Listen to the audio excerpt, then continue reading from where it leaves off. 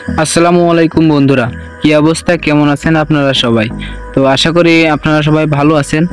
আজকে আমরা যাব মূলত আমাদের গ্রামের ভিতর বড় একটি খামার আছে, সেটি দেখার জন্য। সেটাতে নাকি অনেক লস হচ্ছে। তো আমাদের সাথে আছে সোহেব হাসান এবং রমজান শেখ।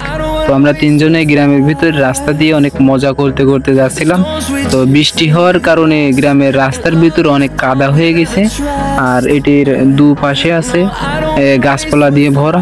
তো অনেক সুন্দর লাগতেছিল রাস্তাটা, গাছপালার আশেপাশে যেগুলো আছে সেগুলোতে অনেক সুন্দর, আর দুপাশে আছে ঘের আর ঘের। তো এই সময় ঘেরে অনেক পানি থাকে, বৃষ্টির সিজন তো তার জন্য। আর এই সিজনে আমাদের ঘেরে মাছও ছাড়া হয় প্রচুর পরিমাণ, আর মাছ মারা হয় মূলত শীতকালের সময়। আর এখন তরকারি সিজন, এখন শশা, করলা, মিষ্টি কুমড়া এইগুলোই বেশি হয়। কথা বলতে বলতে আমরা চলে আসলাম খামারের দিকে। তো খামারের প্রথম ঘেরটাই আপনাদেরকে দেখাবো। তো এটাই হচ্ছে খামারের প্রথম ঘের। এটার আশপাশ গাছপালা দিয়ে ভরা, আর ঘিরে পুরোপুরি পানিতে ভরা আছে। তো আপনারা দেখতেই পারছেন। আপনারা যেটা দেখতেছেন এটা অন্য কোথাও পাবেন না গ্রামে ছাড়া। তো এগুলো গ্রামে যারা থাকে তারাই মূলত দেখতে পারে সবুজ গাছপালা। তো আমরা কথা বলতে বলতে চলে আসলাম গেটের কাছে। তো গেটটা লক করা ছিল, আমরা ভিতর দিয়ে লোক ডাকায় গেটটা খুললাম। তো দর্শক বন্ধুরা, আমরা চলে আসছি খামারের ভিতরে। তো আপনাদেরকে দেখাবো খামারের ভিতর কি কি আছে। তো আমাদের সাথে দেখতে থাকুন। খামারের ভিতরে ঢুকলেই দেখা যাবে সুন্দর গাছপালা, সুন্দর সুন্দর ফুল গাছ, যেগুলো মূলত এখন ফুল দিছে। তো এই সময়টাই হচ্ছে ফুল গাছের ফুল দেওয়ার সময়, হালকা বৃষ্টি পড়ছে তার কারণে। আর এখানে মাটি দিয়ে তৈরি করা আছে ঘোড়া, জিব্রা, আরও অনেক অনেক বাচ্চাদের খেলার জন্য অনেক খেলনা আছে, তো যেগুলো বাচ্চাদের ইউজ করার জন্য। আর এখানে মাটি দিয়ে যেগুলো তৈরি করা হয়েছে বক টক, এগুলো অনেক আছে। তো আপনারা দেখতেই পারবেন আস্তে আস্তে। তো এটা হচ্ছে এই খামারের অফিস, এবং এখানে থাকার জন্য জায়গা আছে।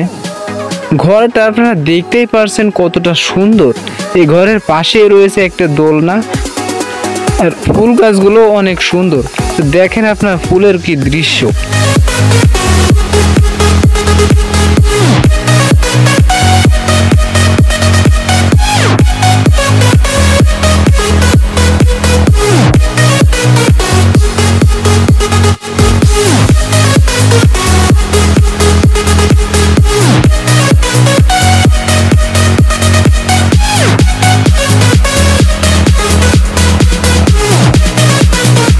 আমরা আস্তে আস্তে একটু ভিতরে গেলাম। ভিতরে গেলেই দেখতে পারলাম বিশাল বড় একটি পুকুর। তো আমরা জানতে পারলাম এক সময় নাকি এই পুকুরে লক্ষ লক্ষ টাকার মাছ থাকতো, তো যেটা দেখতে অনেক সুন্দর লাগতো। তো এখন এই ব্যবসায় লস হওয়ার কারণে এই পুকুরটি বর্তমানে পরিত্যক্ত অবস্থায় আছে। পুকুরের চারপাশে রয়েছে নারকেল গাছে ভরা, যেটার কারণে এই পুকুরের সৌন্দর্য আরো দ্বিগুণ বাড়িয়ে দিয়েছে। এই পুকুরের পাশে রয়েছে একটি বেং মামা, যেটা দেখতে অনেক সুন্দর। এটা তৈরি হয়েছে মূলত মাটি দিয়ে। এখানে মূলত গরু রাখা হতো। তো এখানে বড় বড় জাতের গরু রাখা হতো, দেশি গরু রাখা হতো। প্রায় 4 থেকে 500 গরু এই শেডের ভিতর রাখা হতো। তো এখন এই খামারের ভিতর একটা গরুও নাই। তো মূলত কারণ হচ্ছে এই গরু ব্যবসায় অনেক লস হচ্ছে। তো এখানে গাভী গরু রাখা হতো, যেটা দুধ দিত। তো দুধগুলো নেওয়া বন্ধ হয়ে গেছে, যার কারণে এই ব্যবসায় মূলত এখন লস হচ্ছে। তো উপায় না পেয়ে গরুগুলো সব বিক্রি করে দিতে হয়েছে।